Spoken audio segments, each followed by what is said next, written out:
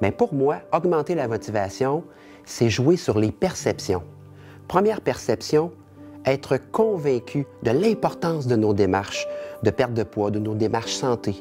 Deuxième perception, avoir le sentiment d'être capable de réussir, de savoir comment s'y prendre. Et finalement, dernière perception, être persuadé qu'avec l'effort, jour après jour, semaine après semaine, on peut réussir, on peut y arriver. Bon, dans votre cœur, vous avez décidé de prendre soin de votre santé. C'est important pour vous. Mais avant de passer aux choses sérieuses, puis de poser des actions concrètes, il faut qu'entre les deux oreilles, un principe soit super clair. Je veux vivre une vie remplie de sens. Quand on prend un engagement envers soi-même de poser des actions concrètes pour s'aimer plus, pour être plus beau, plus belle, hey, c'est pas n'importe quoi, ça. On parle de valeurs comme principe de vie, comme noyau, comme source de vos croyances sur lesquelles vous allez vous appuyer pour prendre toutes vos prochaines décisions.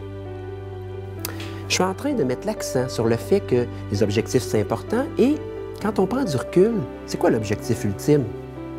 Et moi, je pense que c'est d'être heureux, de se sentir hot, de se sentir libre, de se sentir beau, bien, le plus possible. Maintenant, abordons la seconde perception, celle de sa compétence à accomplir le défi qui est devant nous. Et on se pose la question, je vous rappelle, est-ce que je me sens capable de réaliser le défi? Et ça, je vous le dis, c'est la question que tout le monde se pose. On augmente nos chances de se sentir capable de faire les premiers pas lorsque on se donne la peine de s'assurer que ces premiers pas-là sont plutôt faciles. Il ne faut pas monter sur le toit d'un édifice de 3 étages d'un seul bond. Il faut chercher l'escalier. Ce que je veux dire, c'est plus vous accumulez de petites réussites, plus votre confiance, elle augmente. Ne jamais sous-estimer votre force à vous adapter à toute situation.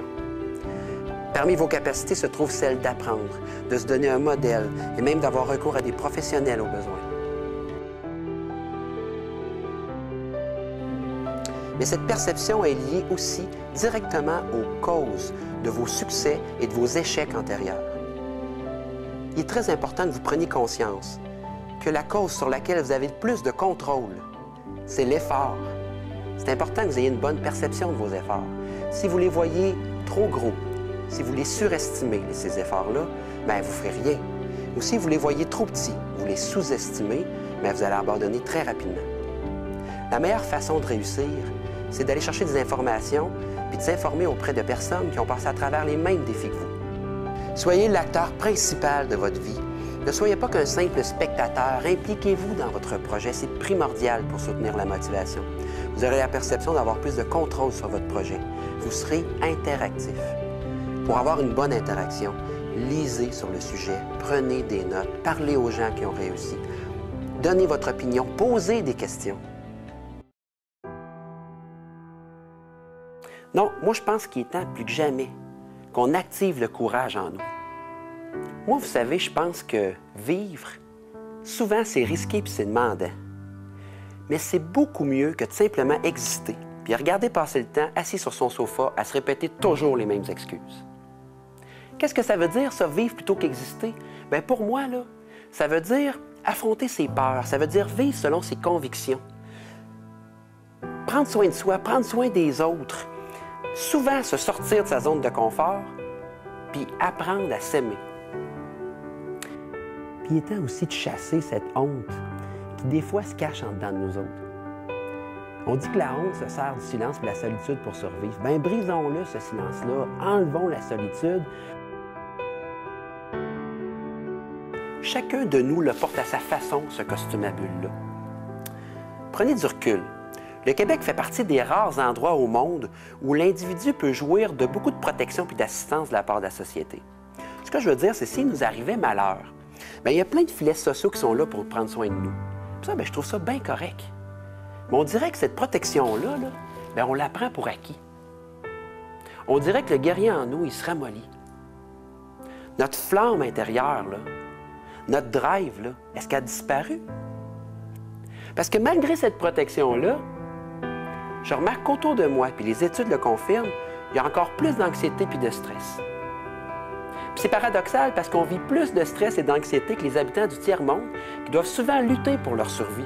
Qu'une vie enveloppée dans un habit de bulle, une protection de bulle comme ça, là, bien, ça devient vite accablant puis décevant. C'est pour ça qu'il faut avoir du courage puis pour prendre des risques. Hey, prenez le temps d'y penser. Puis vous allez voir que tous vos progrès significatifs là, dans votre vie là, bien, sont nés d'un combat contre l'adversité. Ce que je veux dire, dans le fond, c'est que quand vous êtes sorti de votre zone de confort, bien, vous avez progressé.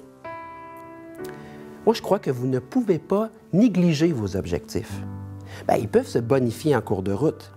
Et ça, c'est normal. Mais on ne les change pas à tous les jours juste parce que ça nous arrange. Et puis, on ne fait pas seulement qu'en parler. Il faut poser des actions pour les atteindre, ces beaux objectifs-là. Parce qu'on veut vous voir choisir la combativité, l'intensité, la fierté. Parce qu'il n'est pas question de s'appuyer sur les excuses.